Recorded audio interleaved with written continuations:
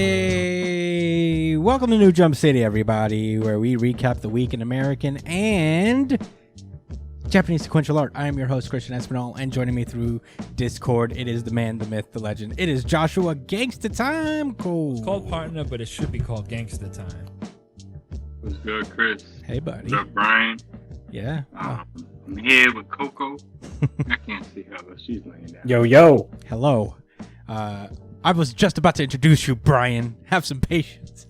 But joining us through... Wait, you said hi to me. What do you want me to do? You want me to not say hi? Yes! Back? Yes! No, the disembodied voice that is coming through our airways, it is our producer, Edgelord Big News Brian. What's up, boys? Hello, friend. He is hiding in the shadows for this episode today. You'll just hear him chime in. But it's good to... The gang's all here. Very excited for this show. Let's get into it. You can find me at the Chris Espinal on Twitter and Instagram. Joshua Cole, where can they find you? JD Cole _37, and that's going to be on Instagram as well. Yeah. Brian? You can find me at b.esp at both Twitter, on both Twitter and Instagram. And if you rub a genie's lamp a few times, maybe you could use one of your wishes to get me to stream on twitch.tv/itspunchline. You should just stream. Why do they have to do it? You should just stream and promote yourself streaming. What is happening here? Do you even want it, Brian? What's going on? I don't know, man. But yeah, you catch him on that. You can follow our theme song guy, DrumFoo, at drum_foo. Very talented individual. Give him a follow. You can follow the show itself at New Jump City on Twitter and Instagram, of course.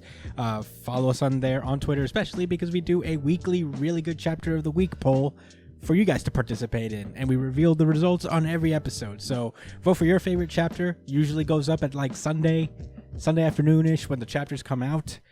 That's when I usually post it. So check it out. Vote there. I do have the results for this week. And next week, it could be your fandom I'm representing.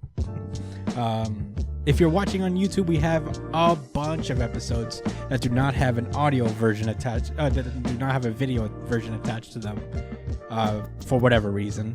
On our iTunes, Spotify, Google Play, Google Podcasts, wherever you listen to podcasts, we're on there. We're on... what was it, Grumbler? I don't know. We're on a bunch of weirdo platforms now. We're spreading like wildfire. We're on Pandora. That's very hard to do. It's not.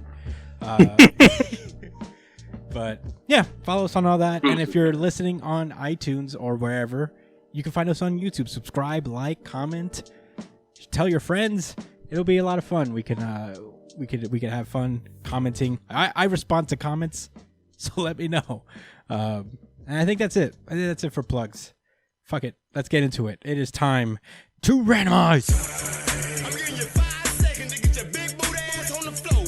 Dr. Stone. This is Dr. Stone, chapter 185, Lovely Cleavage Plane. Last we left off, the kids built a fort to fight against Stanley in like 35 minutes. And now they have just kind of established a battle plan.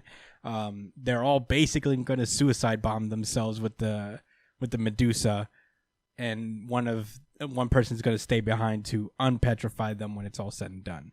But before they can do that, they have to establish a power source for the Medusas, which are just diamonds.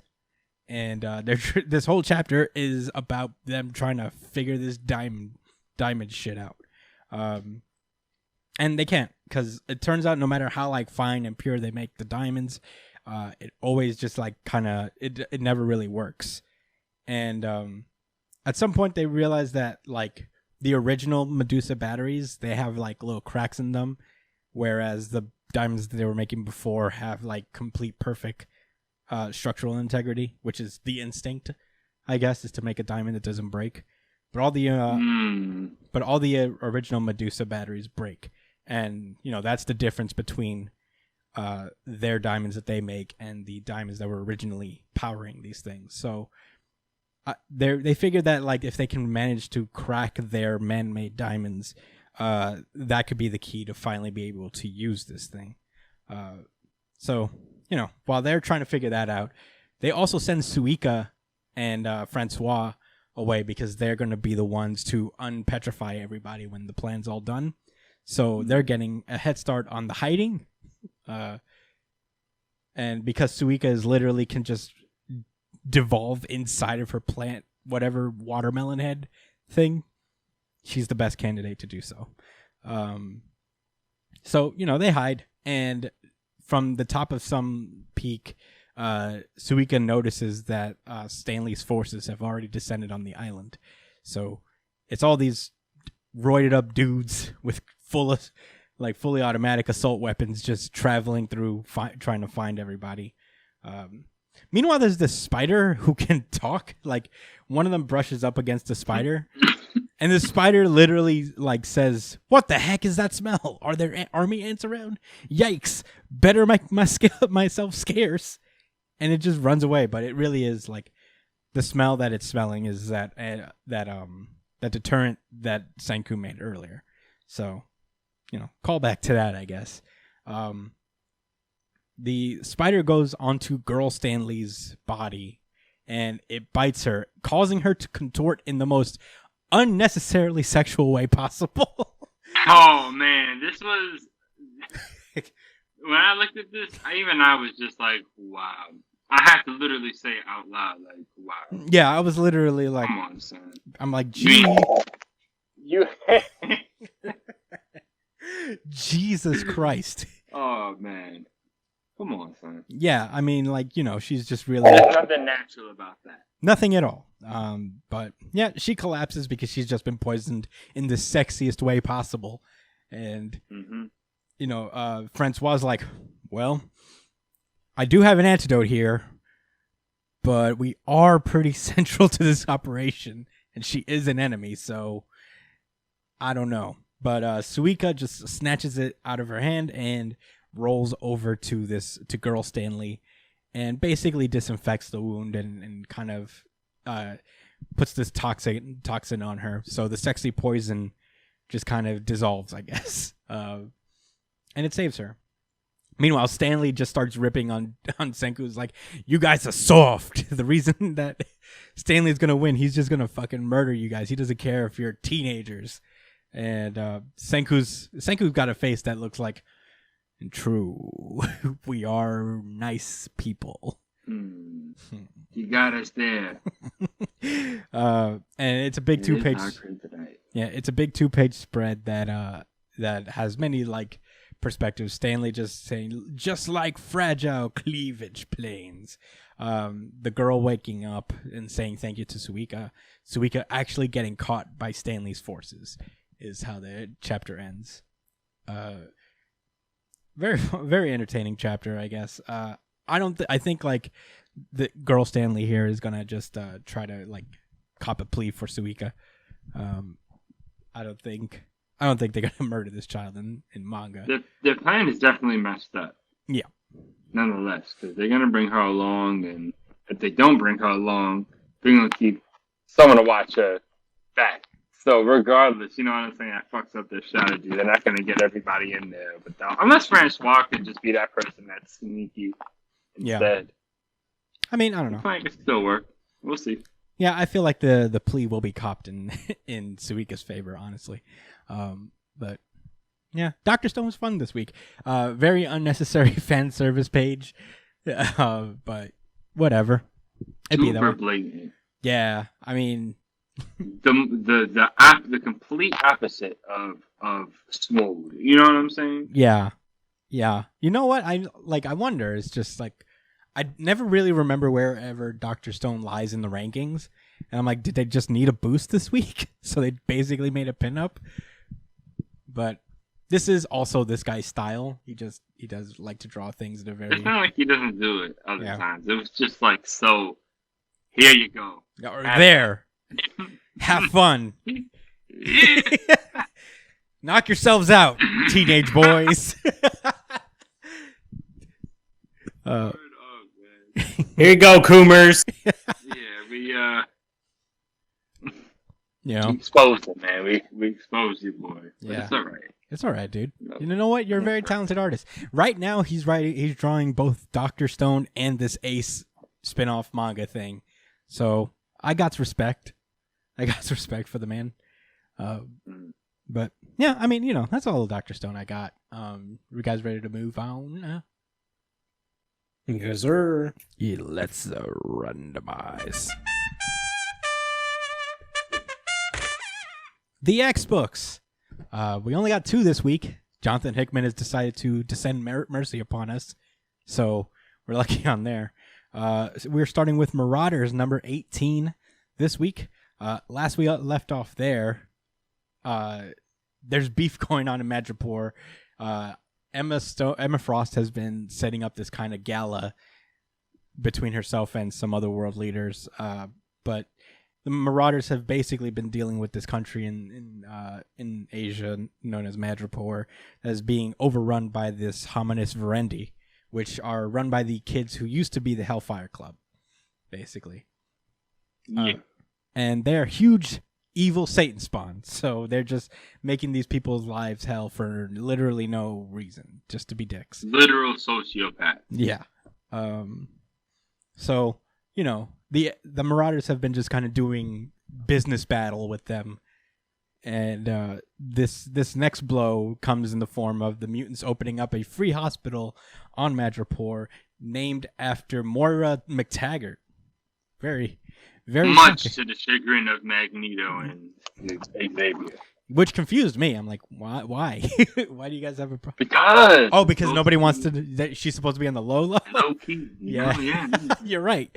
Honestly, I didn't think about that. Come on. Yeah, I didn't think about that. The first thing I saw, I was like, why are they angry? This is nice. Because people probably completely forgot who she was anyway. Yeah. Right? Yeah. And now people are like, oh, who's... Anyway. I mean, to explain a little further for the people who aren't as caught up, Moira McTaggart, also known as Moira X, she is this mutant who has the ability to essentially reincarnate herself in different realities, as far as I remember. So in the very beginning of Hickman's reign over the X-Men, the little tie-in introduction stories to this era of X-Men were about Moira's many lives and how she tried to make the world a better place for mutants over and over again, but finding a way to die literally every time. And lose. Not just her dying, but just the mutants overall losing, which is the basis behind what's going on with Krakoa now. And Yeah. I'm trying to do things differently. Yeah, so she has she was slated to have basically 11 lives for some reason. Or was it 10? 10 to 11? Either way.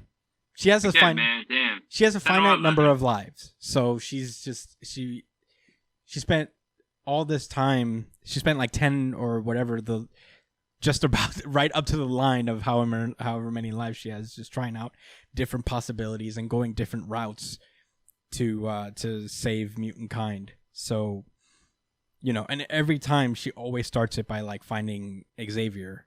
Well, not every time, but I guess like she always finds Xavier, tells her what she's learned about the previous life, all that stuff. So she's very important to the future of the mutants because she's basically their guidepost as to what to look out for in this new endeavor of just creating a new nation for themselves. And her existence is supposed to be a complete and total secret because she's very valuable to Krakoa. And that's why this Emma situation just pisses them off so much, is because she literally put her name on a in gold on a building for everybody to see. Making shit mad. Yeah, just to troll Xavier and Magneto. Just to lightly rip them, which is pretty funny. Yeah, that's what Emma says, literally. Like, she wanted to make it match.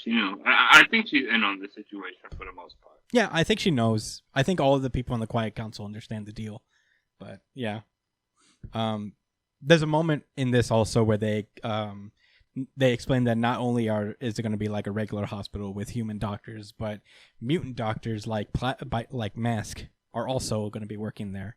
And they start out by basically fixing this kid with like a cleft lip abnormality. using Mask's powers. I didn't know this was his power, his plastic surgery, essentially. Like super plastic surgery. And they basically fixed this kid's cleft lip. Even to the point where he's like smiling like, yeah.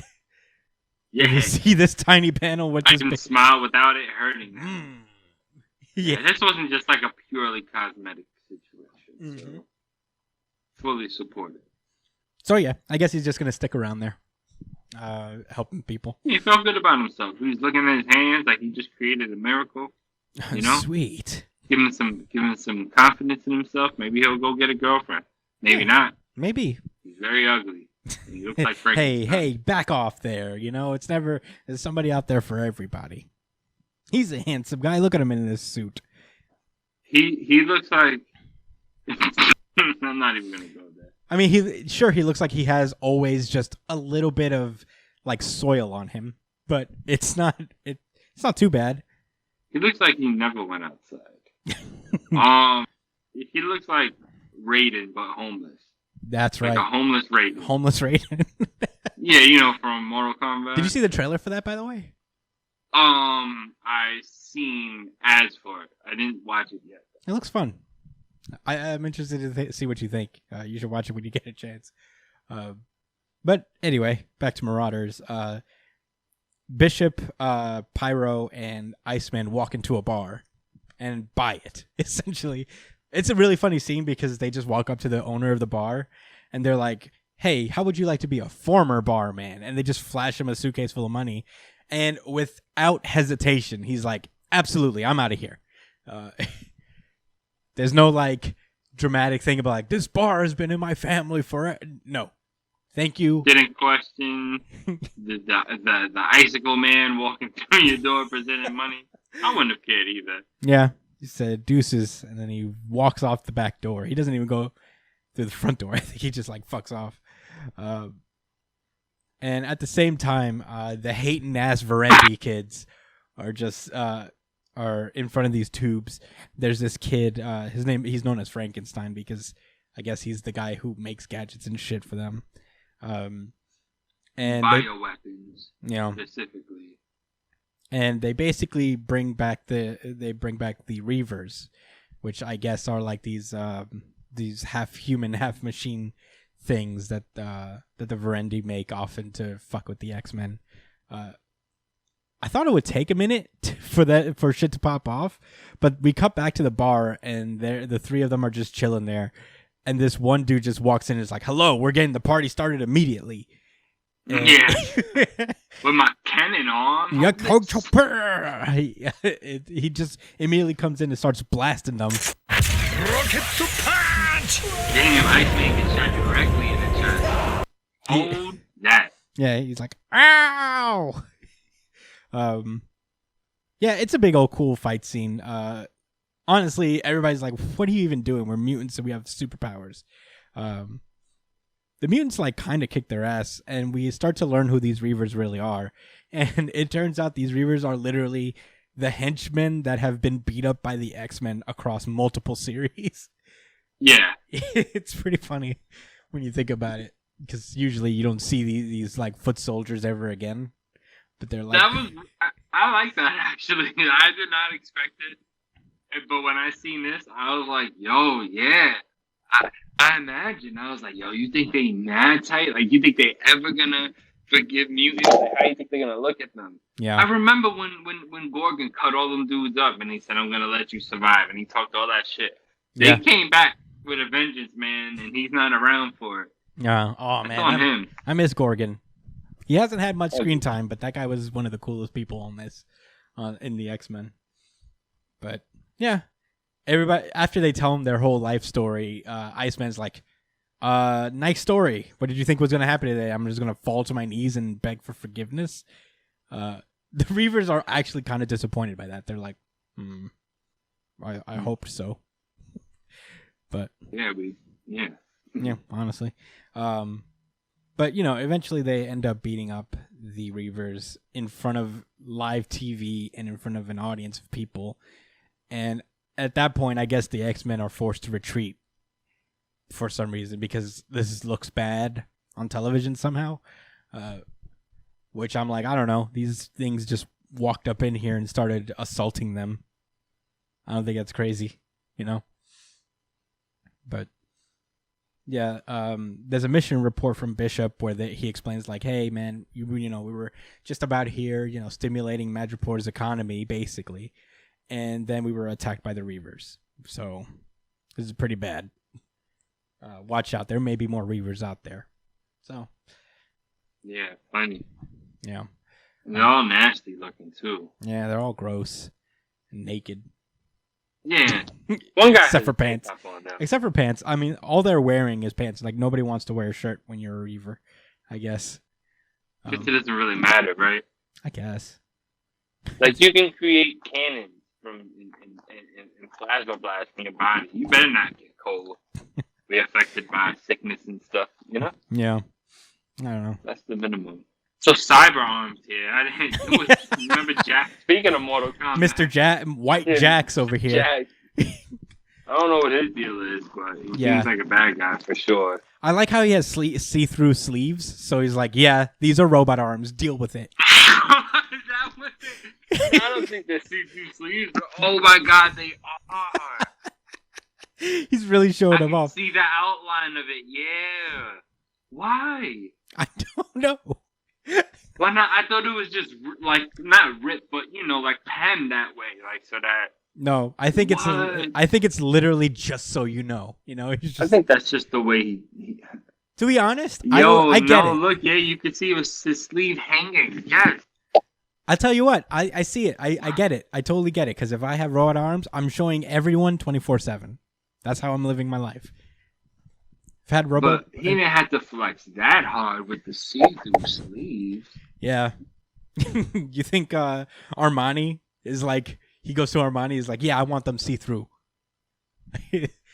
I need Teflon sleeves. I don't know what they are. What's the see-through shit? Saran wrap sleeves. Statement there, man. He's got a lot to prove. Yeah. So basically, he's I guess a guy who works for the United Nations. He's the ambassador of Madripoor that reports to the United Nations.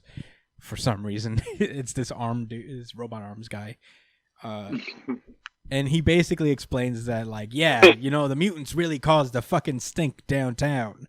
I don't want them there anymore. And he basically convinces the UN to bar the Marauders and basically Krakoa from Madripoor. So we cut to the kids just being stoked about that, just like, ooh yeah, nobody can fuck with our money now. We out here. And at the same time, there are just riots in the street going on. The Verendi police folks are having a tough time fighting them back, but you know what? They even got a better. They got it pretty good because the Reavers are also there, and they're going to fuck shit up, basically, in the name of Verendi. And that was Marauders. Fun issue. It's kind of entertaining. I really want to know who this robot arms guy is, but yeah, I mean, I don't get how they were so quickly able to just convince everybody that the mutants were bad on Madripoor. It feels like too easy of a thing for the Verendi to do. It was a little sloppy, yeah. And the writing's usually a bit better, but I get it. It seemed like there was already bias towards them. I guess which is what I got from that mission report. Like they were already kind of spreading all of this stuff, calling it "quote unquote" Muty Town, and not in no good way, Yeah. I mean, even the bar owner himself was like, "Listen, I can't come around here. It's gonna be trouble for us." Yeah. So there was already a narrative there. So something like this, they threw the Reavers into the situation confidently, knowing that regardless of whether the mutants are killed or not, they're going to be able to spin this damage and destruction against the mutants. I get it. Yeah, basically. I would have liked it to be done a little bit better, but I think that's because it's not super realistic. You would hope that in real life, right? Like they wouldn't. Yeah. That our United Nations wouldn't be so easily bamboozled. Yeah. But I don't know. Maybe it's not bamboozled. Yeah. Bamboozlement. Anyway. I feel you there. I get it. But interesting stuff. That was Marauders. Now we're moving on to Cable, number 8. Last we left off, the basically, Cable has been on this this mission to retrieve these stolen babies that was stolen by, what are they called? The Order of X, right? There's just this basically mutant worshipping cult that steals mutant babies and does stuff with them. And it turns out the guy at the top of all of this is Strife, which is a clone of Cable now, like a clone of like the older version of Cable. So he looks like old Cable. So Cable just goes on a mission and he brings Domino along because he could use some help and some luck, basically. Yeah, she's supposed to have information about about these guys too, since she was a part of like Cable's crew, right? Right, that was established already. Yeah. So basically, they go to Tokyo to try and find out what's going on, and I guess they trace their investigation over here, and they not really. Well, in this general area, not this restaurant, because they go into this restaurant just because Domino's kind of hungry and wants gyoza, so she just stops by there, and by pure happenstance, one of the Order of X guy clones is also there getting some food, and he like fucks off himself. Like it's a big chase scene. I guess this place is the headquarters of this Order of X dude.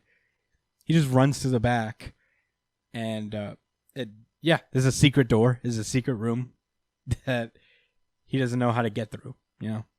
But because this Order of X guy is also, I guess, a clone of Cable in one way or another, Cable is able to use the biometric scan to open the door. And inside there are just these pods behind number 2 man over here.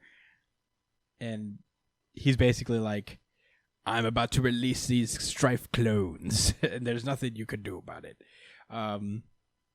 So he activates the thing, even though Cable just murders him immediately after. And Cable is now up against like 8 other Cables. Yeah. And, he does pretty good against them. I guess like he's just a better Cable than all these other Cables. And that's when Domino comes through with gyoza in hand. And she notices all like the fighting and the commotion. So she just shoots like 11 times. They all manage to hit, because of her luck powers. And until there's one last Cable standing. And she's not fooled by this one because the last one standing is also a clone. So she shoots this one in the face, picks up the real Cable. And that's when they notice that they're missing one more Cable. One managed to get away. So they try to track him down. It's pretty fast because they find him immediately. And Cable basically tells her, like, hey, don't fucking kill him. He's our only lead. And this evil Cable is, they make him drop his gun. Evil Cable drops it onto the ground, but there's like a puddle there, which I guess sets off his gun and manages to shock him. Blast on the ground, basically. I think he fucked with it to make it malfunction and like show sparks, and like I was just like, damn, that was resourceful. He got them smooth, just move. like that. Yeah, right. Yeah, that's pretty smooth. That was crafty, man. For sure. So yeah, they're just being electrocuted right now. And basically Cable's like, where are they? Where are the stolen babies? And this clone doesn't really know where it is. So, this Cable intends to just take real Cable's place on Krakoa after they're dead. But what foils his plans? A fucking meteor just comes down from the sky, which was teased in the very first page of this issue. In the very beginning, yes. Yeah. How funny. Yeah, Domino's powers are so fucking crazy broken that she's able to unintentionally summon a meteorite the perfect size to just go and headshot Clone Cable in the face. It's like Unluck, Yeah, basically. She's basically Fuko right now. Crazy. But yeah, I mean, my favorite part is that the whole time Clone Cable is like looking at this meteorite, is like, the fuck is that? Is that Sunfire? And then he just gets blah, heads explodes. He just runs through him. Yeah. And apparently not just his head though. Like when we look at this picture, it's just his feet remain. oh yeah, it explodes his entire body. It first just goes through his head, and I guess the impact when it actually hits the ground explodes the rest of it. Which is pretty funny. Feet are perfectly balanced on the ground, sitting there. That was pretty funny.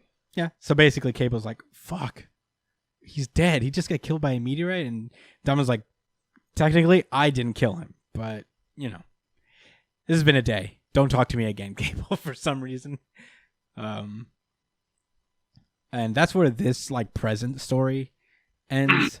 We then cut over to another time, another place where old Cable, his adventures continue, and he enters this old weird building on a different planet, it looks like, and he enters it, and he falls literally down a hole pretty much immediately after trying to avoid this tripwire trap, and that's where this issue ends.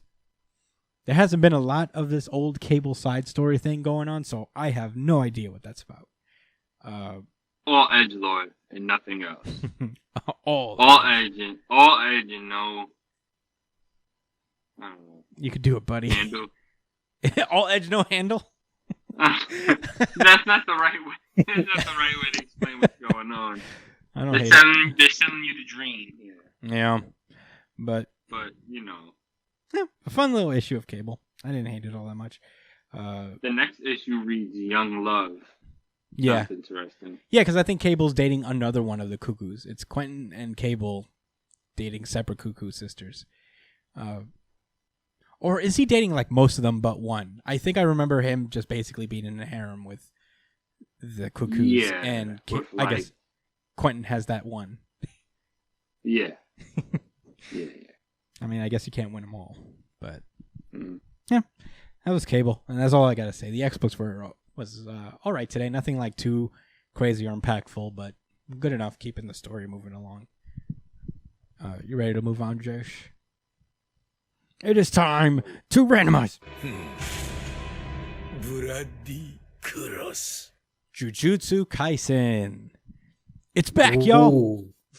I missed this. I missed it a lot. This is Jujutsu Kaisen chapter 138, the Zenin clan. It starts off with this house and somebody asking, "Is she dead? That girl Mai?" And we are introduced to Naoya Zenin, a special grade 1 sorcerer. And he's basically inquiring as to whether Maki or Mai is dying, because he's next in line to be the head of the Zenin family, which he is very thirsty for. Fiend out. Is it just me, or does he look like Mr. McStabby Stabs? Is that... Who's Mr. McStabby Stabs? Oh, the guy that beat up Gojo and made him look like a little boy. Who beat up Gojo and made him look like stabbed him up. He's really strong, like a physical fighter. Megumi. Back during the Shibuya Megumi's dad. Remember they tried to use him? Megumi's dad. Yeah? Was that his dad? Yeah. That was Megumi's dad? Yeah, I think that was Megumi's dad. Is that who you're talking about? He was the main bad guy for their flashback. No, isn't he? What's his name's dad? But the kid that uses the Yeah, that's Megumi. No, Megumi is the girl. No, Megumi is a boy. His dad Yeah, called him Megumi is the black-haired dude. Yeah, he's the one who does the thing. Oh, and Mai is the Fushiguro is his last name, but they call him. His dad called him Megumi without regard for his gender. Basically, he gave him a girl's name, not even really caring, because he's a dick. Okay. That is okay. That was his dad, and he fixed a few people up. Yeah, but are they of the same family? Yeah, right. Yeah, basically, and that's why they look alike. Yeah, no, that guy married into this family, so Fushiguro is part of this family, but he's just been cast out because of his relation to his dad.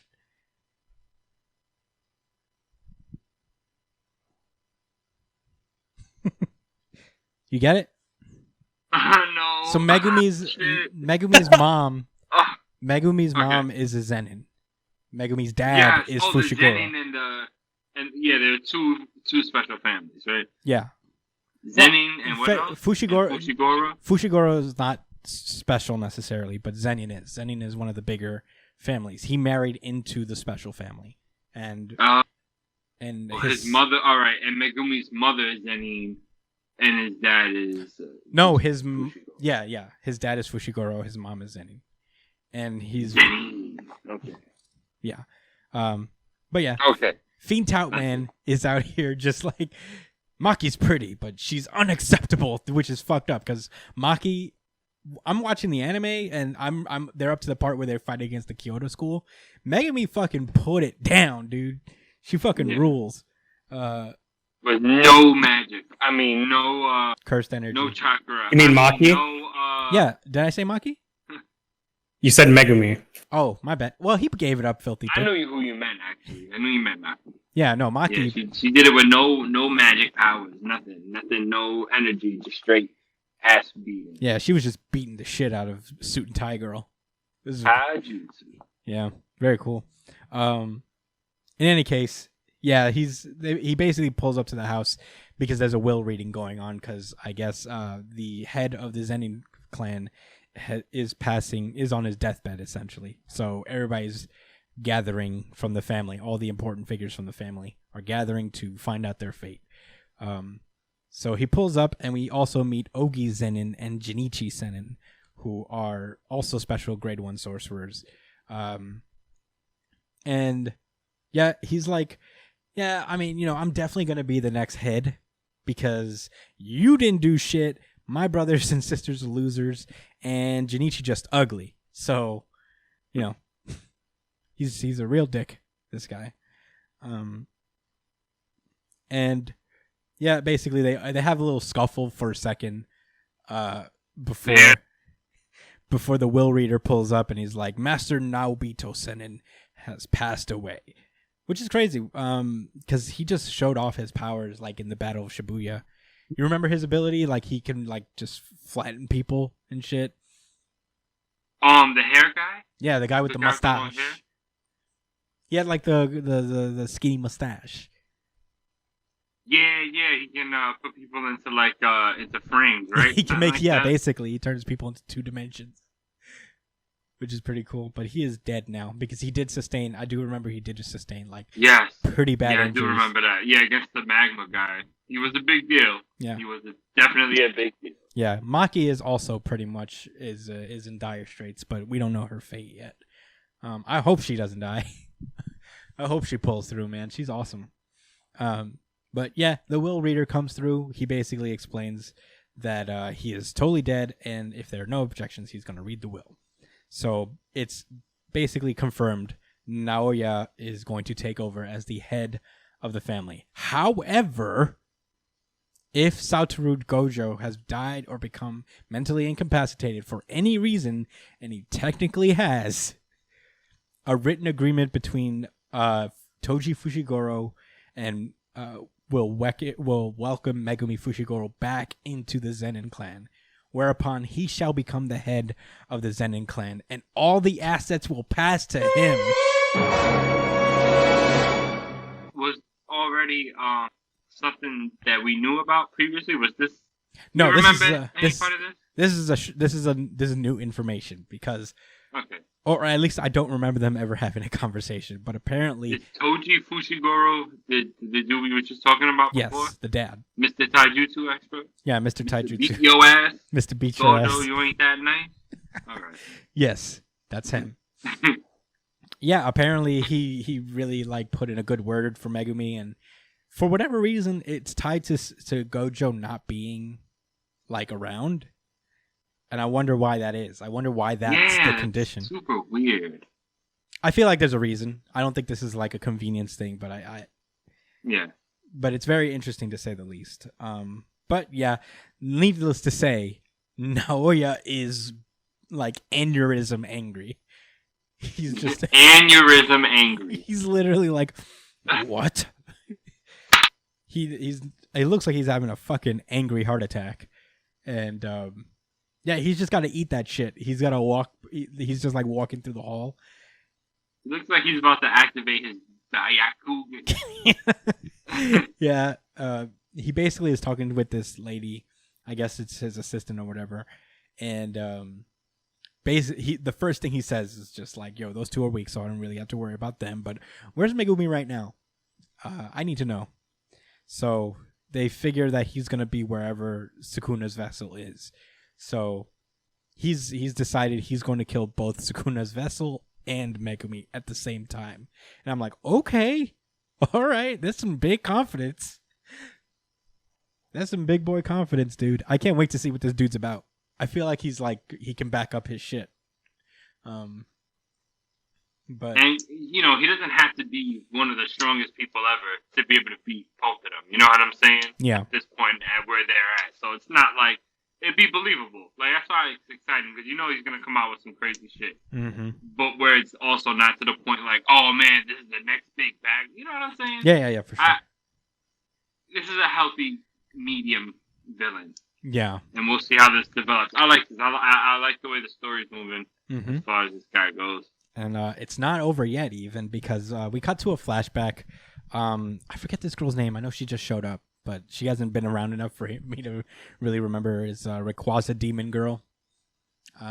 She basically explains, like, hey, look, I mean, I'm not on your side necessarily, but I'm just a humble beauty who wants to eradicate cursed spirits from the world, But by way of apology, my comrades and I will take responsibility for delivering those kids who were there. I don't know what that means. I think it's like worded weirdly.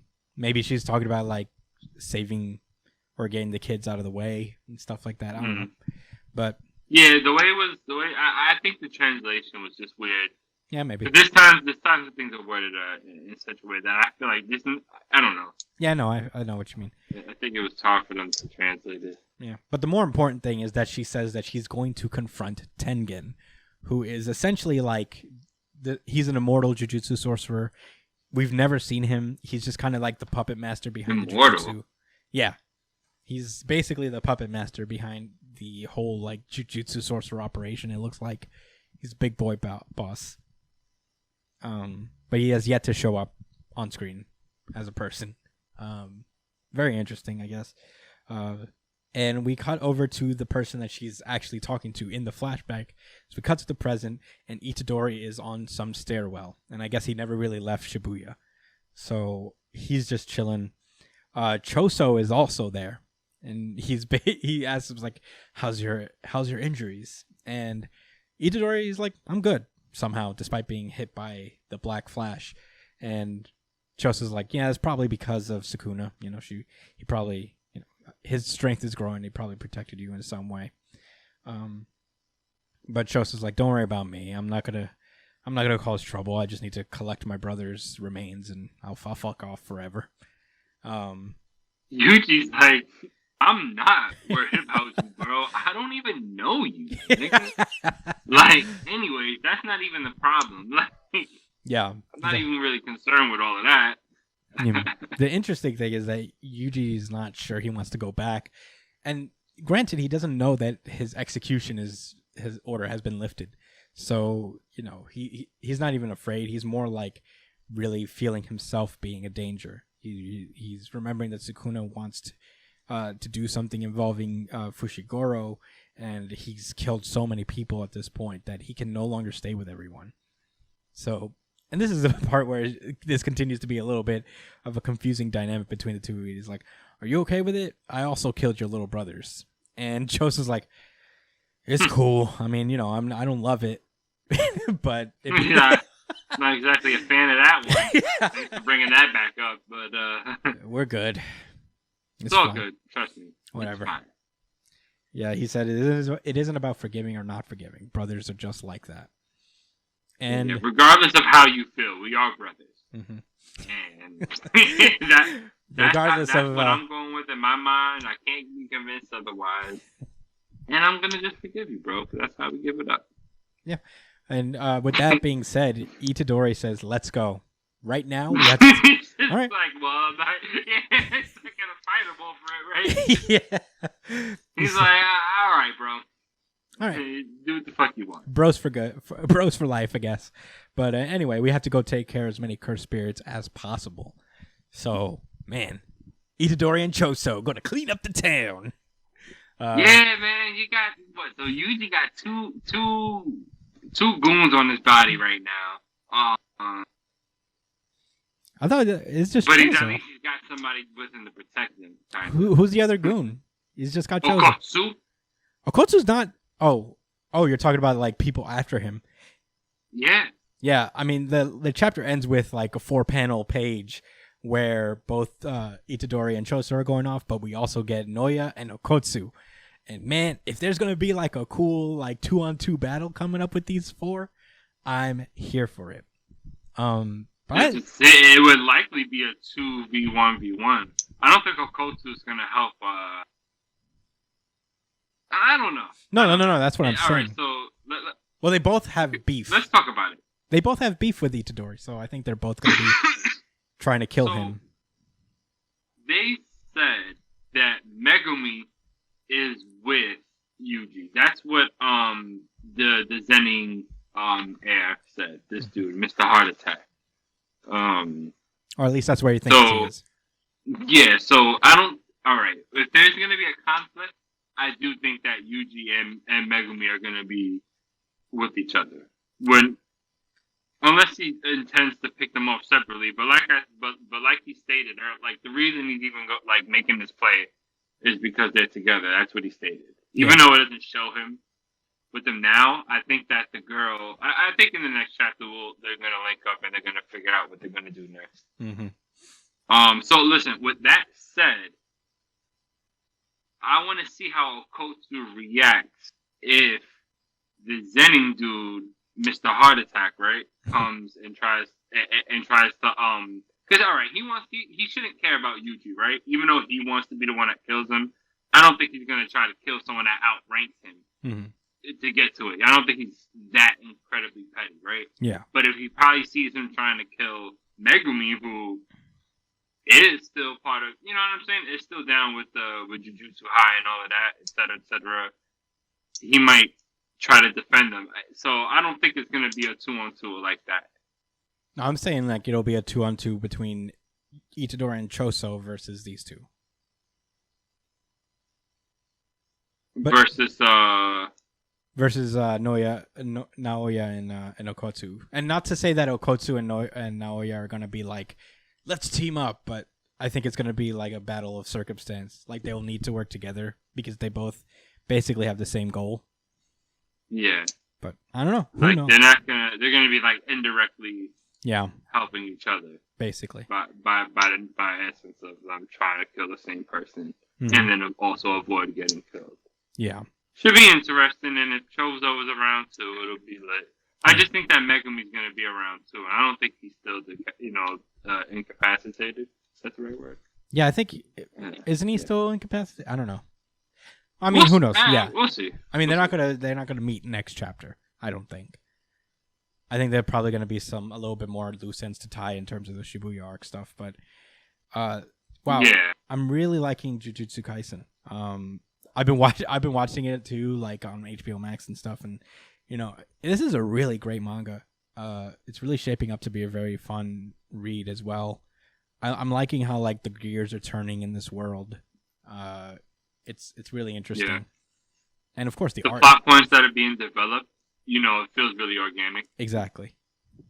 But I'm looking forward to it. You know what's funny that I realized when I was watching Jujutsu Kaisen is how many times they actually have mentioned Okotsu up to that point. Like, oh my god, I can't believe I've forgotten how many times that they actually did in story mention this guy. So it's good to know. But yeah, he was built up, but not like thrown in our face. Yeah, exactly. Too much. You know what I'm saying? It was subtle. I like how he did it, man. I don't know if he planned to do these prelude chapters separately. I thought. I mean, I don't know why it wouldn't have been put into the arc, but maybe for the sake of not holding up the story, because I don't think they're like top 5 in rankings or anything like that, right? I mean, they're not. I think Jujutsu Kaisen is doing pretty well. I don't remember. I haven't checked in a bit. But Jujutsu Kaisen's fine. I think it's gonna be okay. But I don't know. It's great. it's honestly a great chapter. It's very close for it. Now that I continue to think about it, and I love this type of world building, it's close to being my RGC, but not quite close. But no cigar a little bit. But yeah, it was close. It was really good. It was all. a lot better than I remembered it to be. I'll tell you that. Yeah, but Getting that Zenning information squared squared off is nice. Yeah, but you guys ready to move on? It's time to randomize. America, fuck yeah! King in Black, number 4. Woo-wee. VGI. Certified VGI. Yeah, I guess by default, yeah. Yeah, I mean, I don't know. We'll get into Like why. I said in the beginning. All right, yeah, we'll get. I have a very specific thing I thought was pretty cool, but we'll start. I don't have anything specific that I was upset about, by the way. Yeah.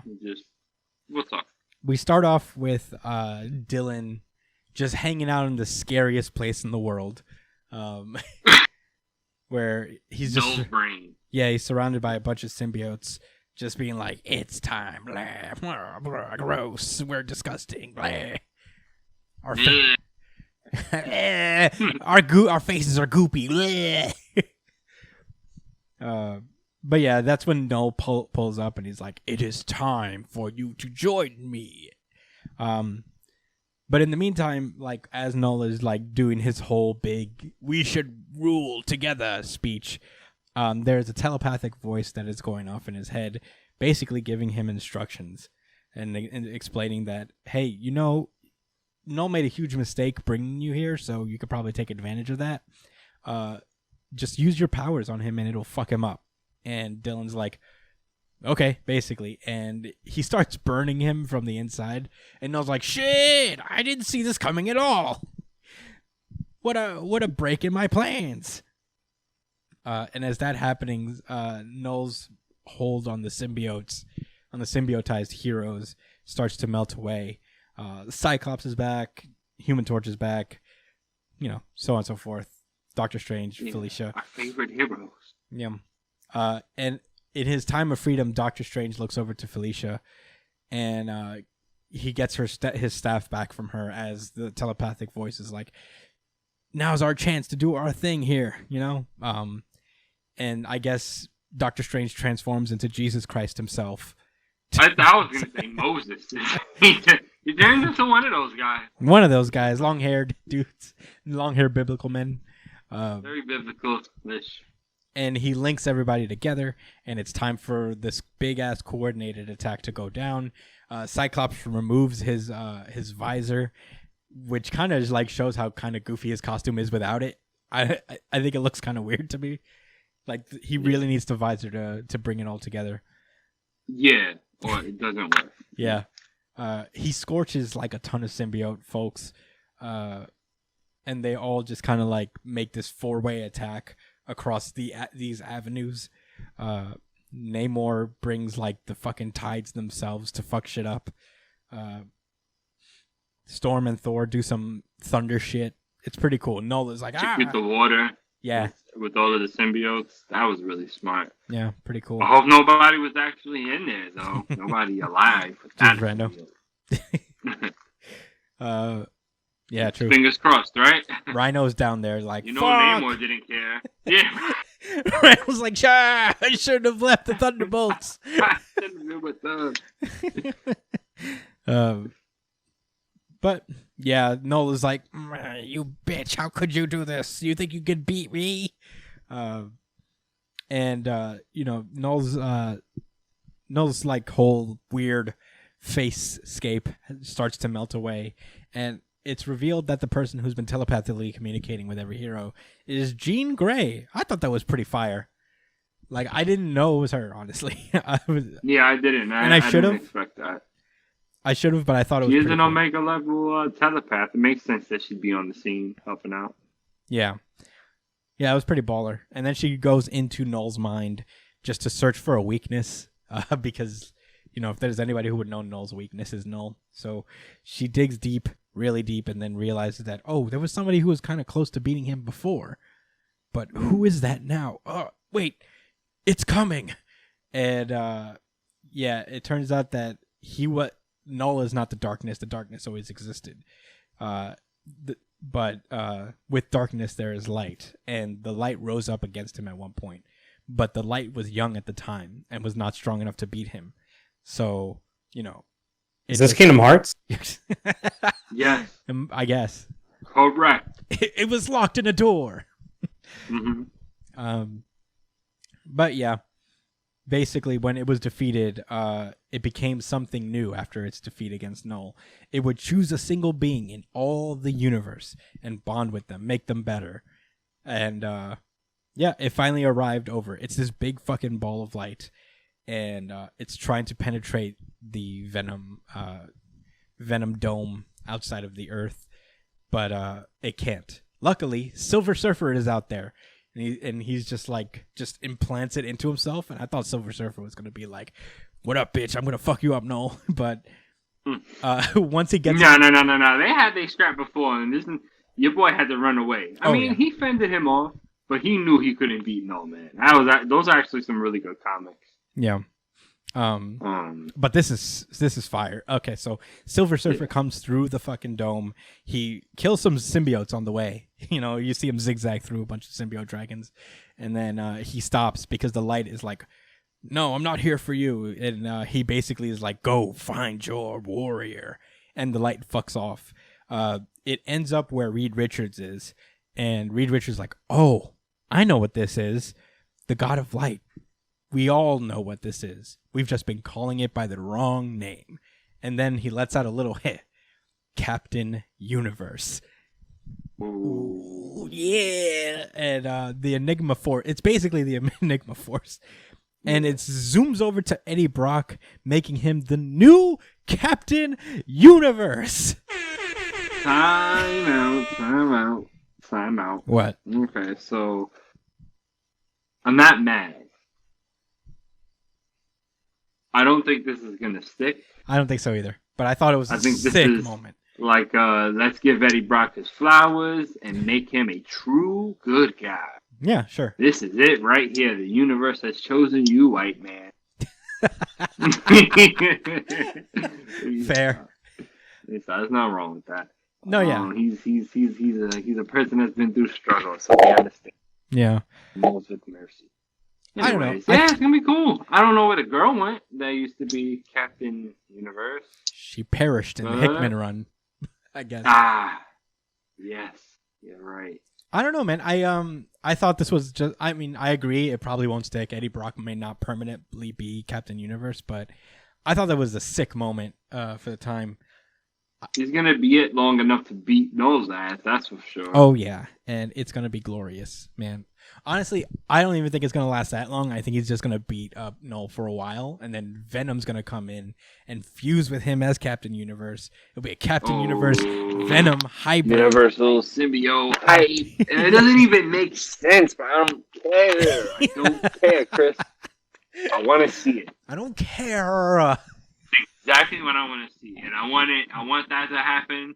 And then he'll say something really cool, and then he's gonna fucking smoke Noel. I agree. And that's what, Hey, I don't even care. That's why we do this, right? I don't care if we call it to the T that this is what's going to happen. I still want to see it, especially with this art, with this Ryan Stegman art. I want this art to be displaying beating the shit out of Noel. Man, I want to know why Doctor Strange turned into Moses, but yeah, I don't know. I guess some things just don't really. I'll find it later. I'm gonna do some YouTube searching, and I'm gonna get back to y'all next week on that. Hell yeah, dude! No way I'm letting that one go. I'll hold you to it because I want to know. He went from mystical arts and Eastern mysticism to parting the Red Sea. Western Judaism. Is it Western? I don't know how. It is Western. I don't know. I don't know directions. Yeah. Western is all Judaism, the Christianity, even Muslim. That's all Western. Yeah. Who knows? I don't think he's actually Moses or Jesus. I think he's literally Moses, but I'm gonna find out. His Moses form. Sure. I've entered my Moses form. But, I don't even have jokes in the repertoire for that one. It's just too silly. yeah. But yeah, that was King in Black. This has been a very fun event. It's almost over. The next King in Black is the last one, which is cool because I feel like every other event has been 27 parts, and this has been a quick, cool one. I'm very into it. Yeah. But yeah, that's all I gotta say. Pick up King in Black. It's a worthwhile event. It's been very fun. You guys ready to Hashtag YE. why? Ready to move on? Let's go. Undead Unluck. Oh, snap. Yeah. One of my favorite all-time tropes is being visited in this issue. Oh yeah. Starting off immediately off the bat with Sensei dying trope. This is Undead Unluck chapter 51 Hero. I didn't even realize that one. You're right. Oh, what's the other trope? I know it's rival bad guy turning good. Yeah, former With a enemy. little bit of sprinkle of modern with the hey, who says I had to turn a good guy to work with you? Yeah. Blah, blah, blah. We're gonna get into it. I don't want to be sound negative. That's real negative. No. Yeah. Okay, so last we left off, Ano sacrificed himself to bring back. One. Huh? Unknown. Unknown sacrificed himself. Unknown. Yeah, that's cool. Yeah. Shout out to Brian for figuring that out. Hell yeah, Brian. Okay, so yeah, he sacrificed himself, and at that point, as Fuko is looking on, she gets this flashback to when she was a kid, where her powers negatively affected this child, really fucked him up. He's got like bandages all over, and the mom is screaming at her grandfather, and her grandfather is a gangster. He's like out here like, I don't know what you're talking about. Fuko didn't do shit. Well, it's called partner, but it should be called gangster time. Did she touch him? Did she throw something at him? Oh man, He physically caused this? I don't think so. Call the police. I'm not afraid. Yeah. So yeah, Hood Grandpa is just like I guess they shut the door in this woman's face after she yells at them. That bitch, back in my day, I would have smacked the shit out of her. You good, though. Don't worry about it. So Fuko's just hanging out at this shrine of her parents who died because remember Fuko accidentally killed her own parents with the unluck negation, and basically along in this shrine also sits Anno's manga, and that's where she started reading it. She picks it up because it was her mom's favorite series. She starts reading it through the death of her parents, through the death of her grandfather. And she's suffering so much, but the only thing that's keeping her from ending it all was this manga. Much like me and One Piece, she's really just reading it through. And I mean, honestly, this kind of brought up like I remembered it's like, oh, this series started because Fuko was about to kill herself after she finished reading this. So Anno's just been around forever, and like influencing her life and keeping her going, which is very sweet. But yeah, she just kind of recalled that, and she has this moment like, oh fuck, he's dead. No, he kept me going for a while. But Autumn doesn't care. There's no time to mourn because Autumn's like, I'm gonna turn you to books, and Andy does like a quick counterattack real fast, but it heals up too quickly. Meanwhile, Rip, the unrepair negator, looks at Debbie, is like, who was that man? Why did he disappear? And why did he turn me back to normal? They just stare at him. They don't really ever answer his question. But, yeah, Rip basically is like, yo, I don't care if you guys saved me and turned me old again. I'm not going to be friends with you guys. But Fuko says, like, Sensei called us heroes. He's done so much for us. So, the least we could do is, help each other out to beat Autumn. And, it gets this little confusing thing where, like, Bunny's like, what the fuck's going on? and Latla is like, look. Rabbit? A rabbit boy? She basically explains that Rip wants to be a bad guy, otherwise he'll never get to be where he needs to be, because being a hero means that he would have to give up on her. Sure. I guess. I mean, does it? Does it mean that? I guess I'll take her word for it. Well, I guess like what they're trying to say is that if he's not a bad guy, then he's siding with Fuko and Andy, and if he teams up with them and helps them get their goals accomplished, there won't be a time loop. Save his sister. Yeah, there won't be a time loop to ride anymore, and his sister's gone. Mm-hmm. So, I guess. But then Andy starts to just like bark orders at them, like Lala needs to defend the front. Bunny is on core retrieval duty, and they're just gonna have to fight Autumn for a while. But there's no real time to argue about whether they're gonna be on the same side or not, because these little Autumn spider monsters, like a bunch of them, just start popping up out of nowhere, and I'm guessing they just merge with Autumn, and Autumn is now much stronger and has titties now, so she is unstoppable. Yes. And it can talk now. Oh yeah, Autumn always could talk. But basically it's like, tee hee hee, oh my, all of you looks like you be lovely books. And she starts attacking things, and everything she touches turns into a book. So, it's not a fun time. And she traps Andy into the book, but and it looks like he's done for. But that's when fucking Rip comes through and kicks the fuck out of her. Just carves her up real fast, and it won't repair. On the same spot that this guy slashed already. Mm-hmm. And Autumn stops healing basically because, of course, his negation is unrepair. So if he cuts something, it stays permanently cut until he dies. So pretty cute. Pretty metal. Yeah. So yeah, Rip turns to them as like, Latla, can we beat this thing? And she's like, we'll lose without a doubt. And that's supposed to be like, yeah.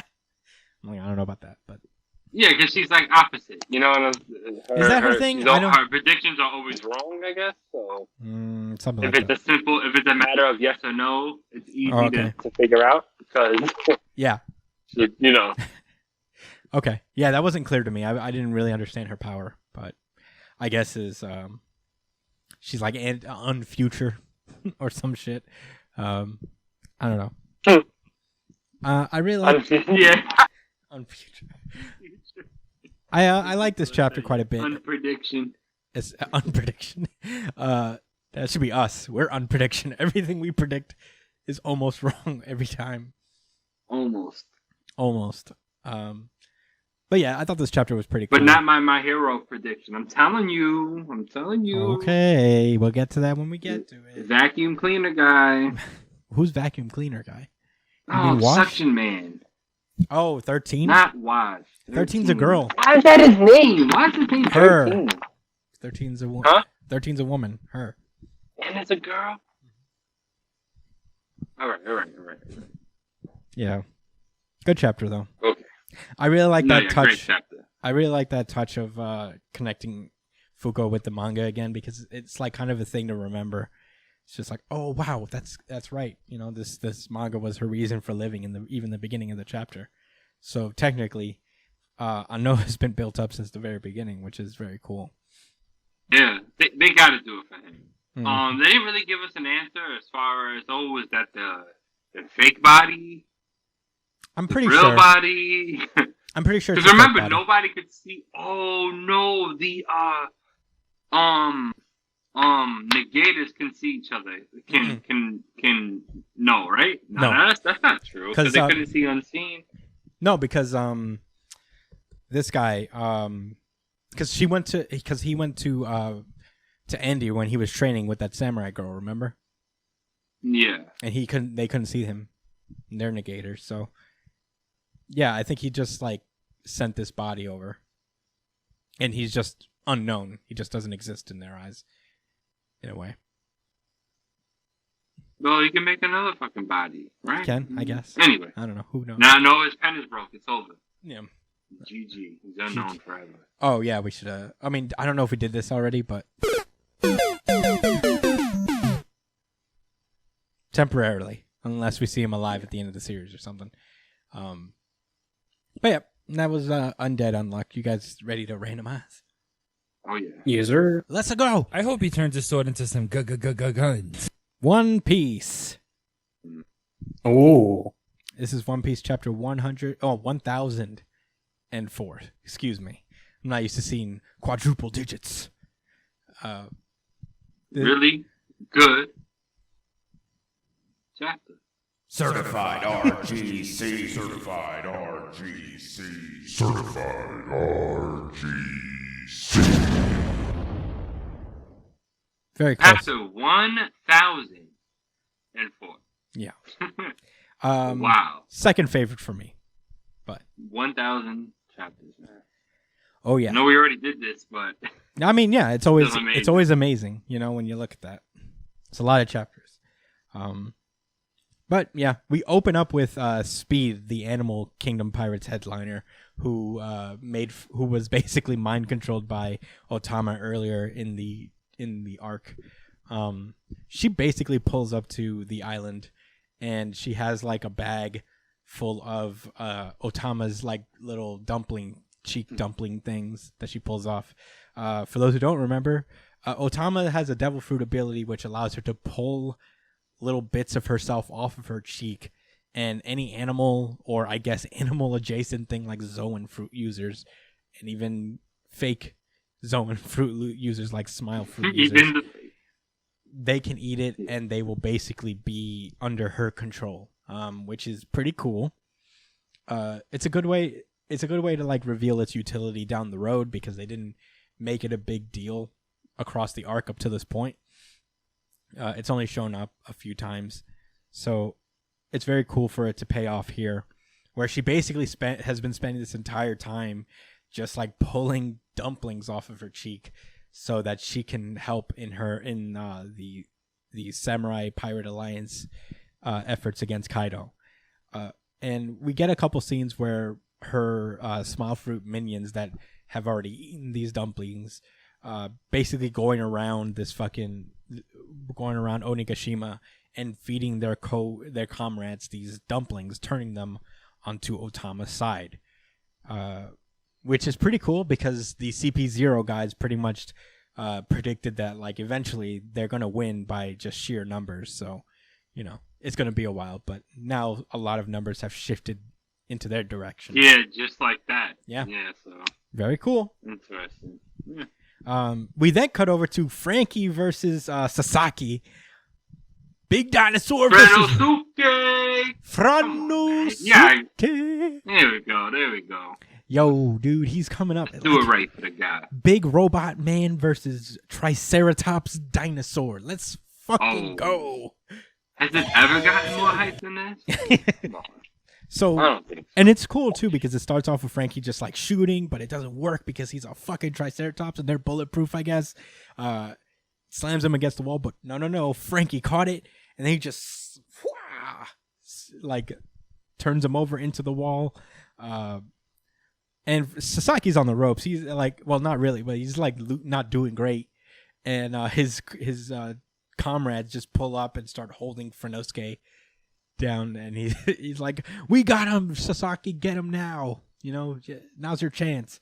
And Franosuke's like, "No, how am I gonna get out of this one?"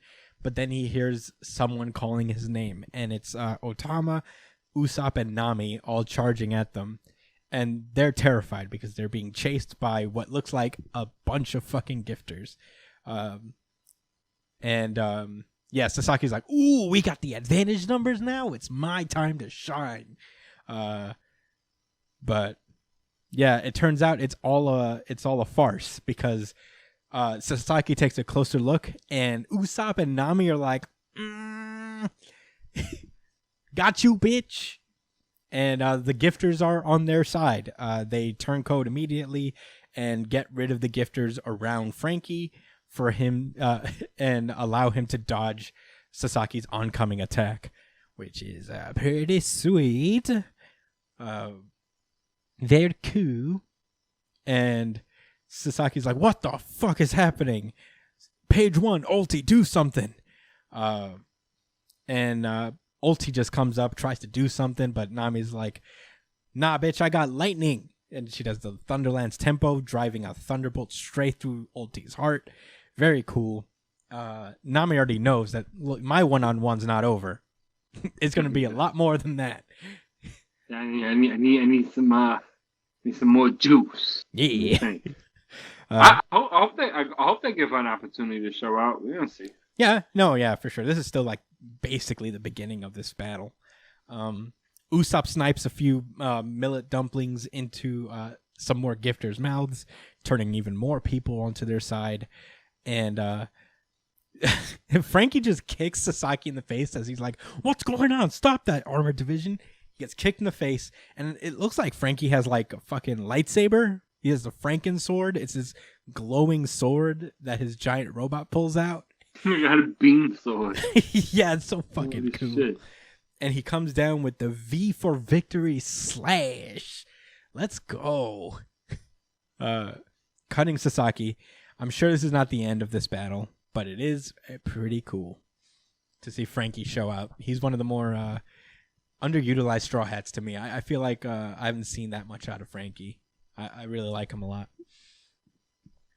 Meanwhile, on the banquet hall on the 3rd floor, Sanji is down bad. He is not doing great. Black Maria has him tied up in her web, and she tells him, like, ooh, you really did a number on the men here, but you can't fight women, so we beat the shit out of you.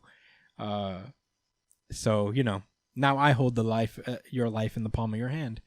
Go on, call for Nico Robin. I wonder why they want him Robin. I guess because you can read the poneglyphs and stuff, but Poneglyph stuff? Yeah. Isn't that what it is? Yeah, I figured. And the TPO is there. Also, so that's they're true. invested, right? You're right. That's also true. So yeah, basically they try to get him to call for Robin, and Sanji's like, "What are you gonna do with Robin?"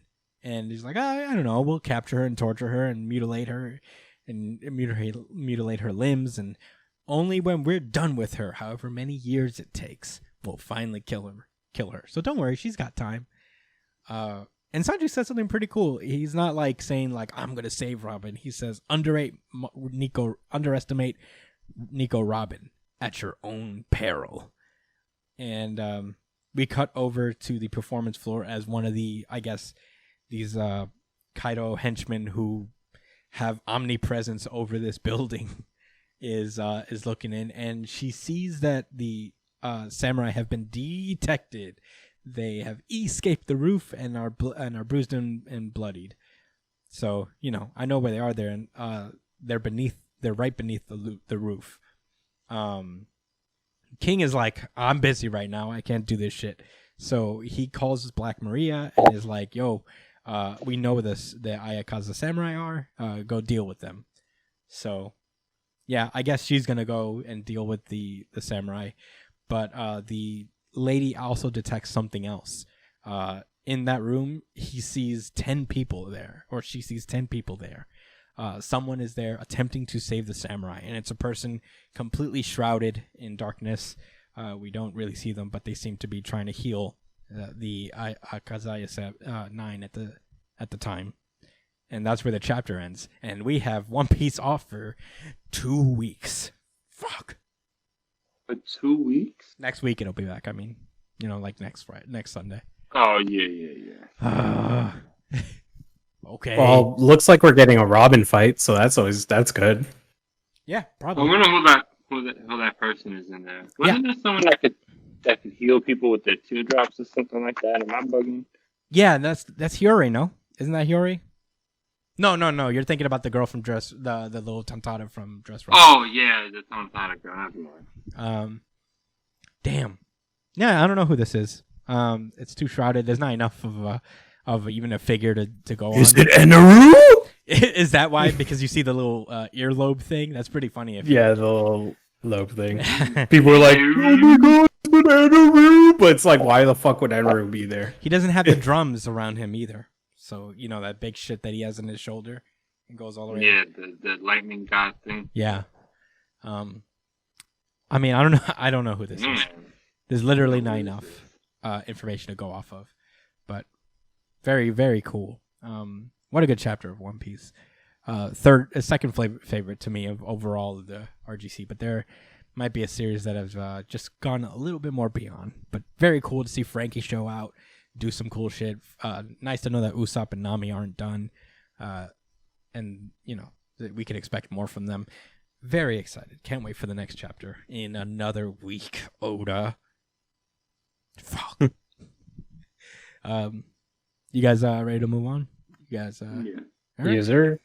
It is time to randomize. He said, "Is this ice, dickhead? Is it cold?" Black Clover. This is Black Clover chapter 282, Black Guardian. And yeah, you already know what time it is. It is the audience certified really good chapter of the week. Certified RGC. Certified RGC. Certified. Wait, you're telling me it was Black Clover? Yeah. No way! Man, it was really good this week. I mean, it just yeah. wasn't One Piece, I'll tell you this. It's also mine. So Certified RGC. Certified RGC. Certified RGC. Okay. I mean, yeah, it was very close between this and One Piece, but this was fantastic. Just a lot of fun to read. Black Clover won 38% of the vote on our weekly audience poll. That you can follow us on Twitter and vote every week. It'll be up there this Sunday as well. So You can vote for Black Clover every week, guys. I mean, this was a closer race than it's been getting closer every week. Black Clover won 38% of the vote. Jujutsu Kaisen won 29%. In a relatively, for our poll, a relatively close race between the two. My Hero Academia came in third at 23%, and One Piece came in last at 11%. So, if you're a fan of any of those series and want to show your love and have us praise it on the pod, drop your vote. Follow us on Twitter. Links in the description. Let's go. Let's do it. Let's get into Black Clover. Last we left off, this giant doofy demon man was attacking the Clover Kingdom. The Time Wizard and Damnatio tried to stop it, but it didn't work out. Failed. Yeah. Failure. We need to have a failure drop. I can't believe we don't have one. From Smash, from the original Smash Yeah. Bros. When Failure. you fail at the target contest Yeah. and avoid the platform. Yeah. Oh, that was always so demoralizing. Failure. Oh. I would always feel so bad. I'd be like, oh, I'm not a failure. But yeah, going on. That's when Asta showed up with Lieb and he unleashed his Devil Union. We pick up immediately after that. He starts doing the Devil Union, and then that big spirit bond demon thing just disappears. It's not even like he had to cut it or nothing. It just is vanished. Damnatio is like, whoa, all that magic, and he erased it. Meanwhile, back at the battle with Zeno, Yuno is like, unfortunately for you, the Clover Kingdom still has that guy. That guy. And you know what? He is that fucking guy. Next He page. is. 2-page spread of Asta's new demon drip. Oh my god. Yeah, it looks really, really cool. Yeah, man. I'm really not too much of anything. Not too much, not too little. It was literally perfect. yeah, I'm digging the design pretty hard. Even when he had the arm that was quote unquote taken by the devil, right? I was like, damn, that looks fucking dope. You know what I'm saying? I wonder if this is gonna continue, and yes, it did in all the right ways. Hell yeah. He's out here just like, oh yeah, I'm a fucking demon man. And my sword is clean now, straight black. Yeah, straight, No not even dust and rusty. cracks. Yeah. Our union's so strong, it polished my sword for me. Brought it back to life. Oh man, so cool. And you know what time it is. It's big main character shonen flex time. He immediately just cuts this fucking big demon thing's hand in half. and he looks at Damnatio. He's like, yo, magic parliament guy, watch me. I'm gonna fucking join forces with this devil and kill this fucking demon. Very cool. And all the onlookers in the Clover Kingdom are looking up and seeing Asta shine. Everybody's like, whoa, let's go, Asta. Like, okay. That's our boy. Carve this big motherfucker up. Let's go. That's our boy. He was always out here talking shit, and now he can back it up. But yeah, it's very easy. Asta just goes through this demon like a fucking hot knife through butter. Easy money. Yeah, a 2-page spread of just him annihilating this thing. Ending in a big 2-page spread where he just like cross cuts it diagonally from like the hip to the shoulder. Man, it's a clean cut too. There's no like organs sticking out, no veins. Ooh, very clean. And yeah, filleted him. yeah, yo, it's like when you watch like MasterChef and Gordon Ramsay's like, I'm going to teach you how to fillet a fish, and then he just does it like. So, very cool, very into it, and demon is destroyed. But yeah, everybody's pretty stoked. The Wizard King is like, whoa, cool, because he's like a Magic fanboy. I forgot that about him. Or like they would like they just watch their favorite football team score a touchdown. Yeah. Oh, whoa! Ooh, yeah, nigga. Yeah, they do the big bump where they like jump like 3 feet into the air, and just, like whoa. Yeah, very cool moment. It's very reminiscent of that of Naruto when he came in with Sage versus Pain. Yeah, and everybody's like, "Yo, that's Naruto." Whoa, he's kicking that guy's ass. Yeah. Oh, we like him now. I regret being mean to him. Did his Rasengan just cut him in half? Woo! Yeah. That was a pretty epic moment. And remember the color pages? Oh my god. Yeah. He's standing there with the toads. Ooh. Oh my god. Yeah. That was one of the greatest moments ever. I'll tell you what, this was it's reminiscent of it. It doesn't touch that moment really. Oh no, it doesn't. But it's it's a good there. it's a good attempt. I mean, for one, there was no color pages to go with it. But maybe next week. If there was a time, no, there's no Black Clover color pages next week. If there was a time How do you for know? color pages, though, I know because like the site that I look at rankings on, they also show you what next week what's getting. Who's getting color pages next? I don't know. I don't remember, but I know it wasn't Black Clover. Yeah, sorry, bud. They're coming. We're gonna see Undead Unluck and this Dr. Stone more I than think. just black. Oh, I'm looking at it now. Yeah, it's Undead Unluck and Dr. Stone, and also that baseball manga are getting it.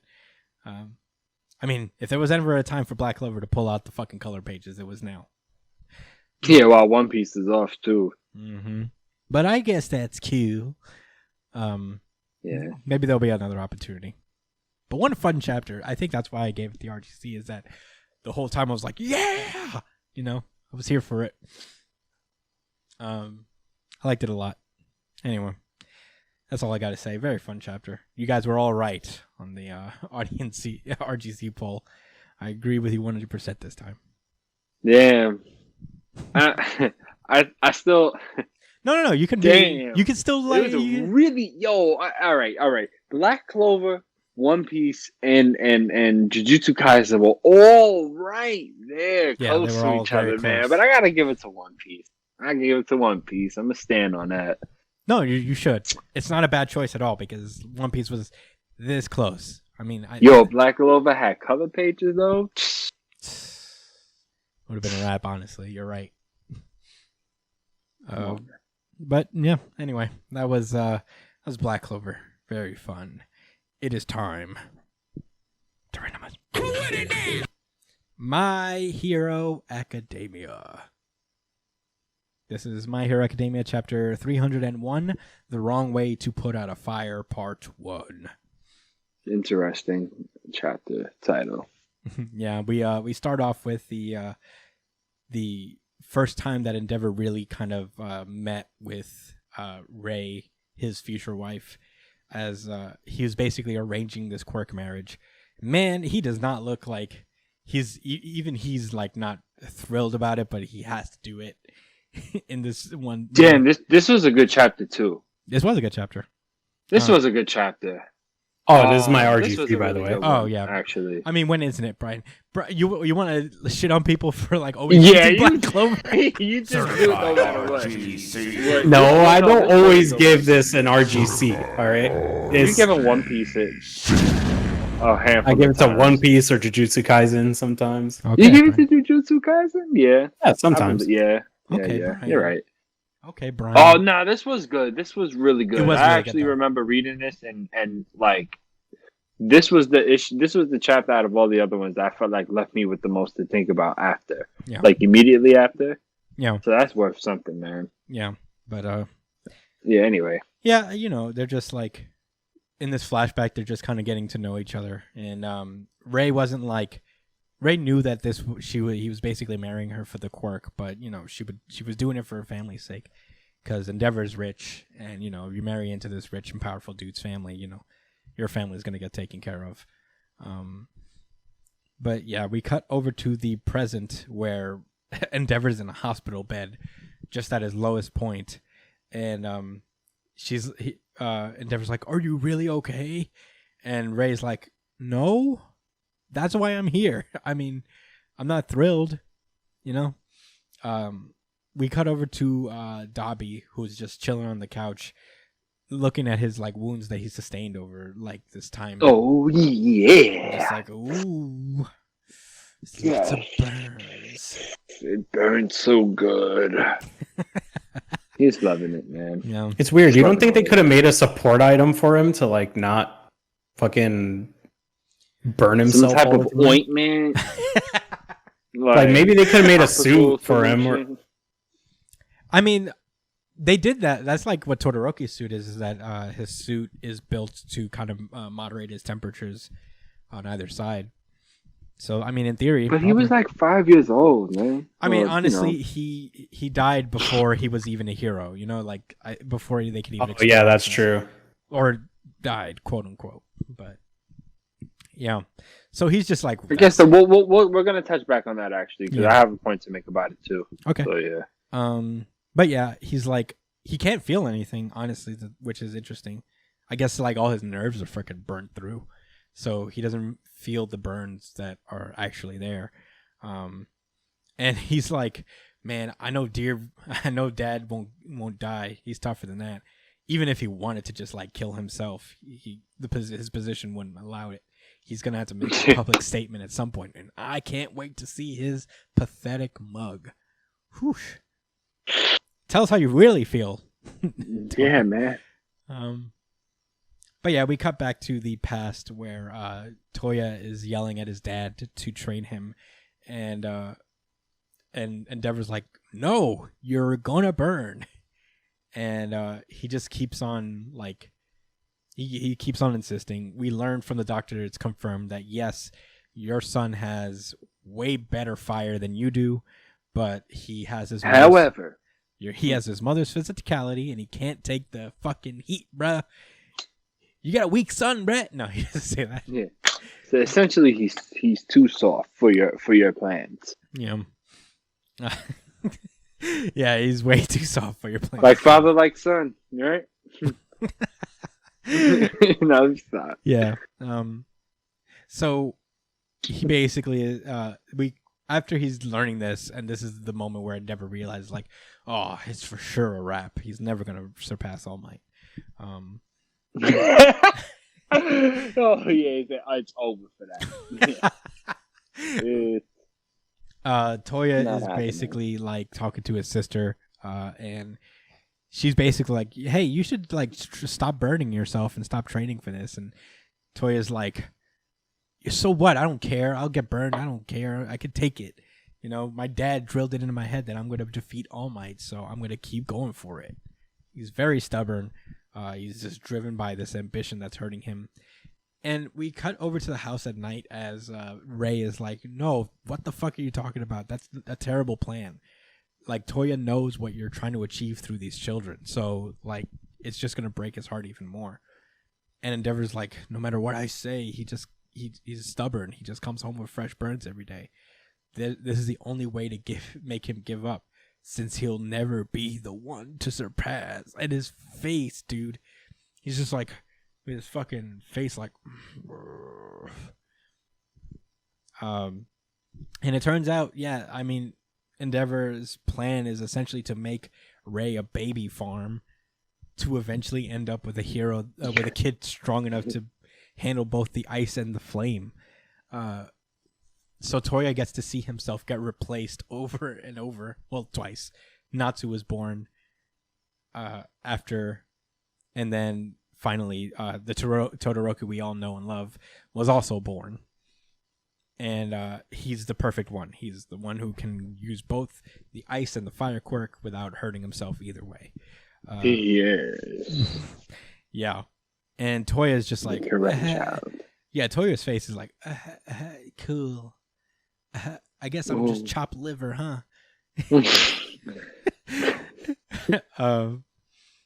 But yeah, he starts training. He still like is in the snow, just fucking training himself. And he's like, Dad, look, I can do it. I can surpass him. Look how strong my flames are. And he comes home from that training session as Endeavor starts yelling at him like, stop fucking doing this. You're going to hurt yourself. Just play with Natsuo and Fuyumi. Make some friends. God, be a kid. I'll abuse this other kid. You don't have to do this anymore. But Toya's like damaged by this. He's just like, the kids at school say they all want to be heroes. I can't understand that because I've got you for a father. I'm like, dude. He's just like, whoa. Was that a mm-hmm. was that an insult? Like, I think so. I don't want to be like, jeez, how young is he to be able to come up with that slick a remark? I think he's the oldest kid, so he's like, he's probably like 11 at that point, 10. One thing I noticed is that like they cut to all the Todorokis' faces and fucking Shoto's face the entire time. Just like, Yeah, his baby face. It's just like, Fuck is going on here? It's so funny because it's consistently that the whole time. As Toya's over here having a breakdown, Shoto's just like, sucks for you. I have no idea what's going on. Yeah. I am a baby. And baby. and you know, his mental breakdown continues like, you lit this fire on me and it's not going out. I can't just pretend it's not there. Look at me, Endeavor.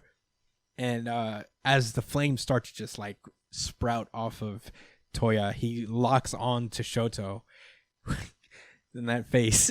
And he just immediately just starts lunging at him with the fire. And everybody's like, fuck, trying to get out of the way. And we cut back to the present where Ray says, like, you don't get to claim you're hurting more than anybody and you're not the only one who really didn't see him. And that's where the chapter ends. It's kind of like abrupt, but yeesh. Very dark. Yeah, man. You see where he lashes out. I'm interested to see how this continues. Me too. There was a small point I wanted to make earlier when they were talking about, I guess, all right, it was at the point where Endeavor basically was figuring out, like, yeah, this is over for him. You know what I'm saying? Like, I can't, like, it's not worth investing time in. And, you know, like Brian said, like, there's no reason he couldn't have just gotten older, understood his limitations, and then figured out ways to get around it, and then became really strong in his own right. His dad, Endeavor, was so obsessed that he needed, and he just gave him this like super tunnel vision where he could say the only way it can be, I can achieve what I want is for it to be this exact way. And I think that's what was really toxic. And, you know, that's something I noticed that we've all noticed, I think, as well, right? That the author really likes to put messages behind like everything he's doing, like these general messages that keep getting repeated.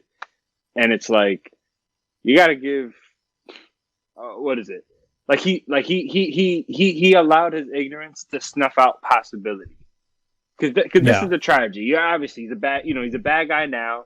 and we're figuring out why he's a bad guy. It's not about all pure edge. You know, I was cracking mad jokes before, but like I think that's what they're gonna address here, and I want to like just acknowledge that and say like that is a great point, and you don't have to have a superpowered family for that to be the case. You know, to draw a parallel there, like you know, to just snuff out someone's shine because of your own ignorance. Yeah. You know, I was thinking about his it. own child, man. Yeah, I was thinking about it. There's something about Endeavor that I think like that this is like a bigger commentary on, I guess, arranged marriages and the system of very traditional, I guess, like these like certain like Eastern cultures that where they put a lot of emphasis on having like, say, you know, the firstborn son or whatever. And there's something about like the quirk thing, which is kind of an equivalent to that, where you're just trying over and over again to get a desired result in terms of your children, which is really crazy. Yeah. And it's kind of like a backwards way of thinking. Yeah, it is. Yeah. And I think that's the parallel here, is that you're basically breeding for like just trying to find the boy for like, for example, there's like families out there that, you know, try, you know, like there's like fathers out there that's like, I want a boy, you know what I mean? And I'm not going to stop, like, we're going to have babies until I have finally a boy, you know? And I think that's the parallel that's drawn here. It's very weird. Endeavor is a strange one because I've been thinking about, like, damn, dude, he really made his wife into a baby factory. Like, every 9 months, he made her, like, push Promised out a new kid. Neverland, yo. Yeah. So, I mean, dude, it's very dark when you really, like, strip away the layers of this superpower society and looking for the right superpower. It's crazy. It's like sociopathic nearly. I don't know how Endeavor bounces back from that, but we'll figure it out. This whole situation is very complex, you know? Like, obviously, like, every time they show All Might in this chapter, it's to dig him into a deeper hole, essentially. Mm-hmm. Like, every time All Might shows his face, it's him going deeper and deeper into this obsession with his dream. And the intensity burning. So it's like as All Might rises, Endeavor kind of falls. Mm-hmm. And it's like even the way that the panels are set up, like it's like Natsuo is an afterthought. Like Natsuo's birth is literally an afterthought. They don't even go into detail about Natsuo at all. It's just they had the baby. All right, next. Oh, whoa, yeah, look, Todoroki. That's it. I mean, Shoto. That's it. We're good. We're set. Mm-hmm. Like Natsuo. I agree. If you don't mind me going in, like just to kind of go off your point, like I noticed you're so on point because they even have a scene at least where the eldest son, like Dabi, I forget his actual name. Enji?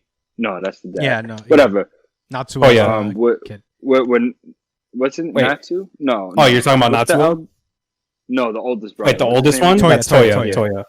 Toya. Okay, there. Where he at least has a scene with the sister where she gets to talk and kind of present herself, and I feel like that was not allowed by Endeavor, but it was shown by the author to say like there is a sense of family here because, and this was like while he was figuring out that like he wouldn't be able to surpass All Might, but he still wasn't completely sure.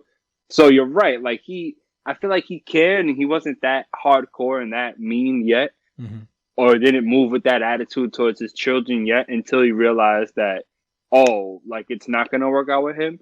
Boom, had another baby, didn't work out.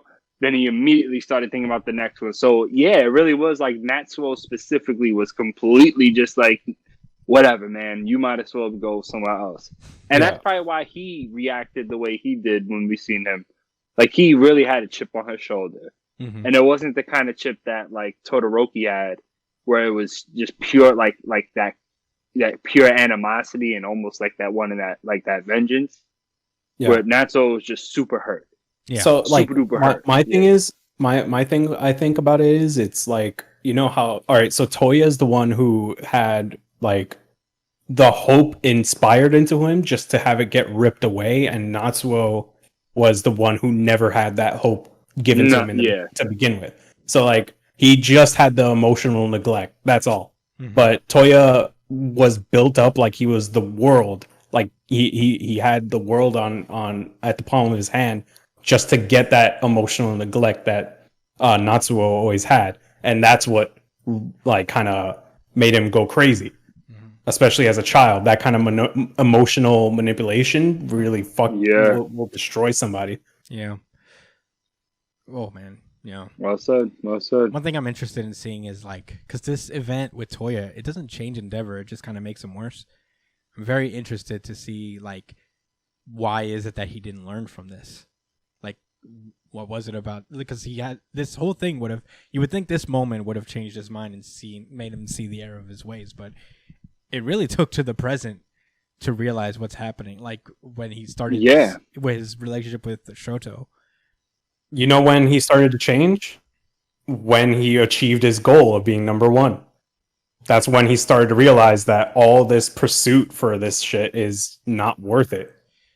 I think he was feeling it a little bit before. I think this change started a little earlier. But things definitely got exacerbated by him nearly dying. Yeah, one way, regardless. I remember it happening. Like, that had something to do with it too. Yeah, I remember him trying a little earlier than that too, like doing little things to try to improve himself and try to become a better person. But yeah, I don't think you're wrong. I think like that moment definitely like was a real wake up call for him, where he's like, I gotta fast track this process because I really fucked up a lot. But one more thing.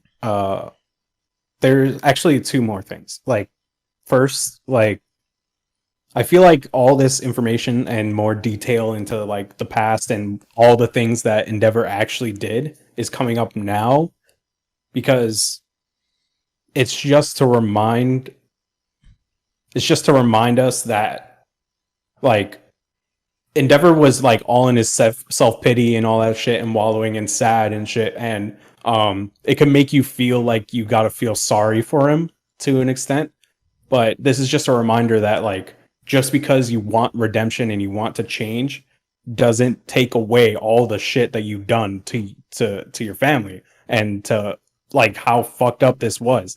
Like, sure, you want to be a changed man, but like, and you regret what you did, but that doesn't change anything. Mm-hmm. And but another thing that the end of this chapter kind of addressed was that it wasn't only Endeavor who was at fault for this, essentially. Like, it takes two parents to have a bad household, and Rei, I feel like another reason why Rei broke down and like did what she did to Shoto was because she also has her regrets of what she could have done. She could have tried more to like stop this from happening. She could have been there for Toya during all this. There's not a single point in this chapter that shows anybody like aside from his sister, there isn't anybody who tries to console him or talk to him, not even his mom. Yeah. So no, you're right. I think, and that's consistent in even the way she decided to go through with this quirk marriage, where it's very passive, where it's like she'll do it, but it's not what she really wants. It's not really what she really feels. Yeah, and that's a really good point to bring up. I very much agree with that. Lots to think about with My Hero Academia. Yeah, and nobody's sure there's victims to this stuff, but like, again, this is really complicated, but there's also not really any like heroes in this situation as well, Yeah. I mean, family dynamics are hard, like no matter, even with like good families, there's like issues and, there's shit. There's like skeletons in closets in a way, and nobody has more of a skeleton in closet than the Todoroki family, though. That's pretty fucking intense. These chapters with the Todoroki family have been so fucking incredibly good for me. Like, I love how complex it is and how like, how he's handling it with so much care, because this is a really sensitive topic, and if he messes up in a single spot, it's not gonna be good. Yeah. So I've said as much as well. I appreciate that he's slowing it down. Mm-hmm. He's putting the microscope on the situation, and that naturally leads to, the pace to getting slowed down, and I appreciate it more than anybody else. Yeah, I think I've said this maybe before I even started the podcast. I remember saying that, like, when Endeavor started to like try to turn a corner on himself, it could, if done right, this could be one of the like greatest character arcs of all time. You know what I mean? Like, if it's done, and it's not to even say that it has to end with him completely redeemed or forgiven, but whatever this is, whatever's happening right now, has like a lot of potential philosophically to be very fucking cool. In a mainstream shonen manga, especially, yeah. Yeah. Especially in this time, in this day and age where nothing is forgiven, and this series kind of reflects. We're talking to you, Mineta. you little juice-headed pervert. Your future Me Too story. I feel like a lot of the way that the media works in My Hero Academia is similar to how it is in real life. So maybe like he's trying to make a statement about like, redemption and like it's not even just can a family forgive him, it's can the world forgive him, there's, especially now with it being aired. So we'll see what happens, but this has so much potential to be such a good fucking part of the manga. Like, same. This guy never fails to impress me. Yeah. Great chapter. I think that's all I got to say about My Hero Academia. You guys ready? Yes, sir. All right. It is over. This is the last chapter. Yeah. Last chapter of the day. Whoa, what's this? Yeah, I had a brain fart and I was baseball manga. No, thank you. No, dude. I had a brain fart. I was literally about to be like randomized, but then I forgot. But yeah, this is it. That has been our show, everybody.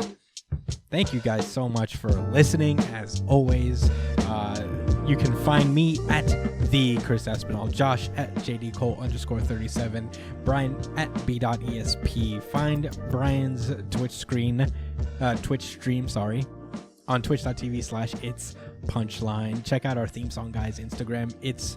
At drum_foo. Very talented individual. Follow us on iTunes, Spotify at New Jump City. If you're listening on iTunes, subscribe to us on YouTube. Why not? And if you're listening on YouTube, go ahead, click the link in the description and go to our iTunes, Spotify, Google Play, wherever you listen to podcasts, we're on it. No matter how weirdly obscure the platform. I got an email the other day that we're on like Grumbler or something. I'm like, what the fuck is Grumbler? Grumbler. Yeah. So in theory, we're like literally everywhere. So find us. Subscribe, like, share with your friends. Let's build a community, bros. But until then, bye, Samami. Take care, guys, and stay safe, New Jump citizens.